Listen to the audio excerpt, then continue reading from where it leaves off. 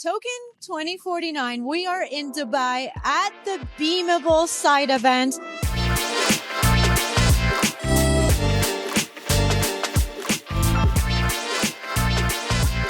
It's hot outside, it's hot indoors. We're melting. We are melting inside. But on the outside, it's all smiles, right? How's your week been here in Dubai? Or the last 2 days, I should say. For us, it's a very exciting time because we're probably only a few months from launching our own token for our project. But the theme that I see here is people are building real things. I'm in DePIN. So what I see is a lot of people building actual substantive products with revenue, products that are physically real. So that's exciting to see the actual substance behind crypto, which has not always been the case, as we know. You bring up a good point, substance behind a product. That's huge in Web3. And a lot of folks, a lot of founders are here right now raising. What do you think investors are looking for in Web3 gaming at this juncture? So I think, again, they're looking for substance. Strangely enough, the investors who backed Beamable in our Series A told me that what they liked about us was that we were considered a contrarian play because we had revenue. And I think in crypto, sometimes it's more attractive to just make everything a dream that you can imagine that you'll get to someday. And as soon as you have to back it up with actual reality, it gets hard. But I think that investors are getting tougher and tougher. And the teams that have been kind of plugging away for a long time and are battle hardened and they've made good use of their capital and made real progress and they can show results, those are the ones that stand a chance to get a little bit more capital right now. I think it's a very hard time for anybody who has just kind of been chasing degens and really hasn't been building, has just been making marketing material the whole time. So unfortunately, that's a lot of teams. And especially in games, which I see, like games is also a really, really hard market. So our customers are game developers. Our DePIN is a server platform for the back end of games. So the people who come to us tend to be game developers that are building pretty large, significant efforts like Mythical Games or Project O, Wildcard Alliance. These are really experienced teams, and that's what every other game team is up against. So it is hard to get capital unless you not only have a team that is capable, but you've shown progress. So the thing that I tell any startup founder is you just have to keep showing velocity. You have to ship every week. You have to ship product every week. You can't just ship ideas every week. If you can actually have high velocity, whether it's a game, a DePIN project, whatever, and people can actually measure progress over time. That's the thing that investors, I think, are most interested in right now. Web3 gaming has been very much of a B2C facing offer at its core, right? But when I look at your model, you have this very attractive B2B offering and opportunity. Talk to us about how do you sort of capitalize on that? The player doesn't really care what the technology of a game is. I think that's just the first thing to realize. So anything that's like us, that's a tool or a platform for making games, really the player doesn't care. They only care how fun the game is going to be. So, our goal is to just increase the velocity, which I was just talking about, and decrease the risks that you have in development. And the way we do that is not only increasing speed, but what that opens up is a focus on the fun for the game developer.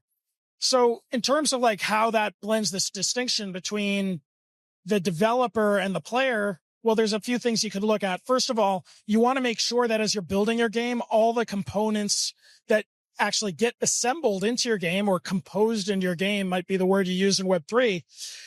They're just really well thought out to begin with. And they're kind of like best of breed components that are designed with the player in mind. If you're redesigning those things from the ground up every time you build a game, you're going to end up figuring out all the same problems that everyone else has had to before who has worked on that problem. And when you build things as complicated as back-end infrastructure that has to scale up to millions of players or handle really boring stuff, frankly, like account login and payments and stuff like that. That's kind of the boring part, but you just need to get it right because those are the things that can break you. So from a player standpoint, it's got to be seamless, easy to use, not get in the way of the game experience. Where we go with that next, though, is I believe that our ecosystem is going to develop in such a way that what we call UGC, AI augmented creation, all of these things start to build around that core so that you as the game developer can start adding more and more features that your players can access to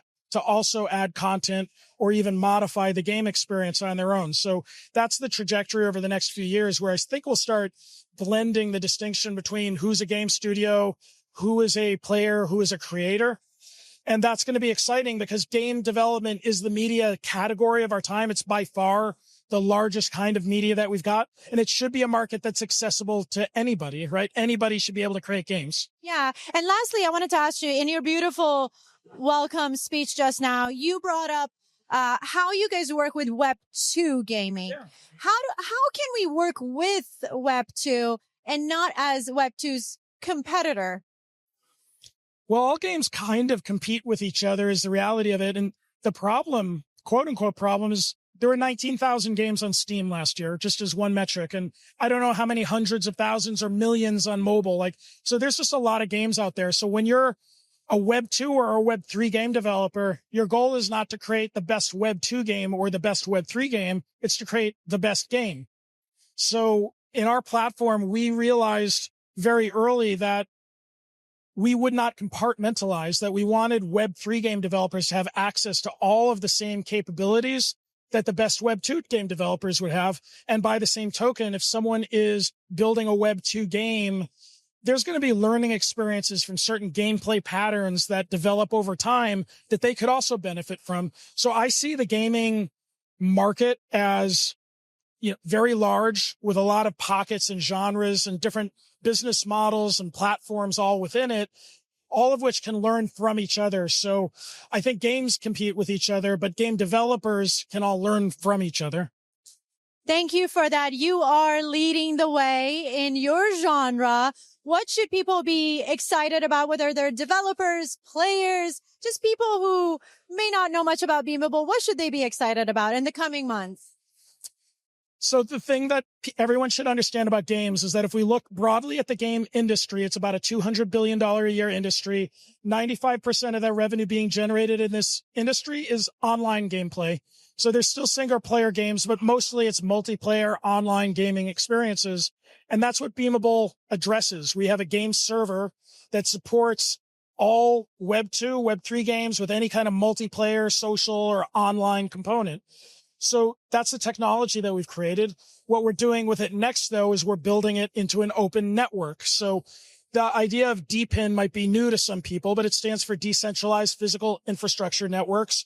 And it carries on a theme that you've probably heard in the past of Uber runs the biggest network of cars, but doesn't own any cars, or Airbnb has the most hotel rooms, but it doesn't own any hotel rooms.